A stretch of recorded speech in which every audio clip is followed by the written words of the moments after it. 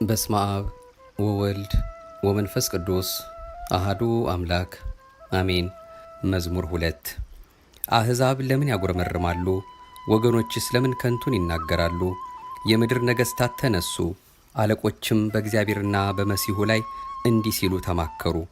ማሰሪያቸውን እንበጥስ፣ ገመዳቸውንም ከእኛ እንጣል። በሰማይ የሚኖር እርሱ ይስቃል፣ ጌታም ይሳለቅባቸዋል።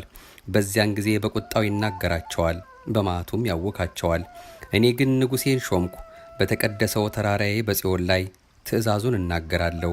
እግዚአብሔር አለኝ፣ አንተ ልጄ ነህ፣ እኔ ዛሬ ወለድኩህ። ለምነኝ፣ አሕዛብን ለርስትህ፣ የምድርንም ዳርቻ ለግዛትህ እሰጥሃለሁ።